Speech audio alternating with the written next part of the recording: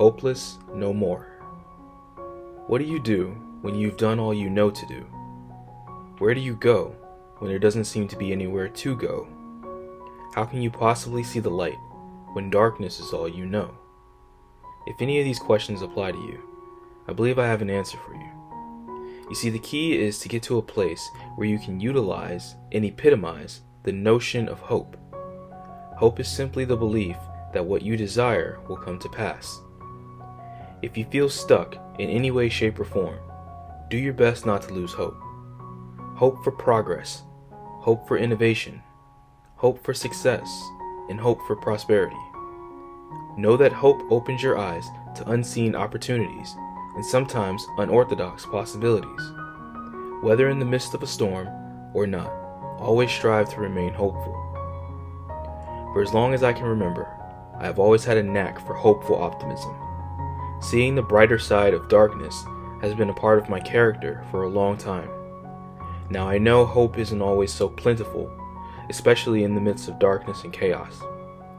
However, I have come to realize that if you break down any situation, there's a test that must be overcome, but also a lesson that must be learned. Having hope makes undertaking these tasks less turbulent than they may have normally been. Hope during the test. What is a test, if not a means to measure progress? In life, we are often tested, and the progress that we make as individuals is put on display. Sometimes it's for the benefit of others, but more importantly, it's God's way of seeing if we're going to acknowledge His presence.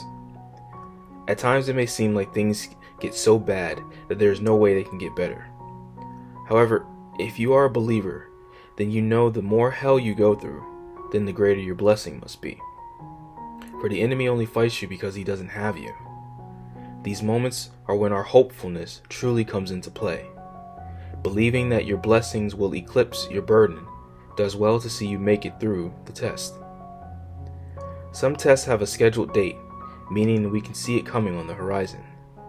This gives us time to prepare, and logically speaking, if you prepare, then you can pass it. Preparation is simple. Stay faithful. Know that God is bigger than your circumstances, and faith goes hand in hand with hope. Stay prayerful, because I once heard it said that when believing gets hard, the first thing you should do is pray. And finally, the most of all, stay hopeful. Walk with your heart lifted and your head high as you hold on to the notion that everything will be okay. For when these tests arise and you pass them, then you are left with a testimony, which is nothing more than testament to God's favor, power, and love. Know that hope helps you remember that the night is darkest just before dawn, and that you have to be torn down to be built up. Also, remember that even diamonds undergo pressure before their true worth shines through. Hope during the lesson. The cards laid out before you may see you in a pretty difficult, uncomfortable, and unfortunate situation. As discussed in post past, one prominent part of any situation is that there is a teachable moment, a point where you come to see the potential purpose of your particular predicament. These moments aren't always grand and elaborate. Sometimes they're subtle and indistinguishable.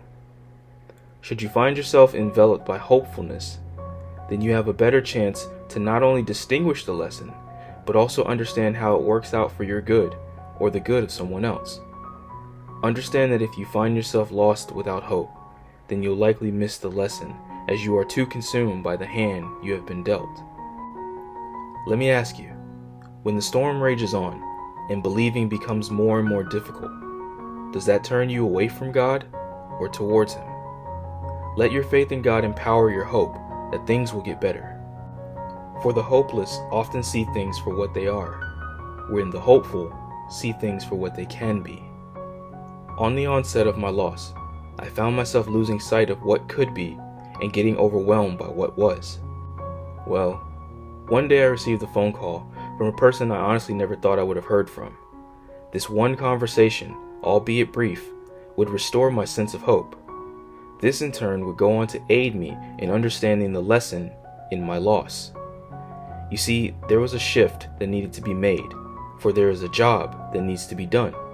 and it was through this situation that shift could happen. If I could articulate it, I suffered because I had to, for my growth through this suffering is the key to someone else's prosperity. Whose? I don't know. I'll let God decide that. So in closing, having hope gives you courage. Having hope gives you confidence. Having hope gives you resolve. But most importantly, having hope gives you power. So when life distributes tests and you feel overwhelmed and anxious, take a deep breath and reestablish your sense of hope. For with it comes faith, confidence, and optimism. Let your hope carry you where your feet cannot, and uncover the lessons behind your storm. Know that with God, all things are possible, and from this point on, you are hopeless no more. As always, go forward and be blessed. You got this.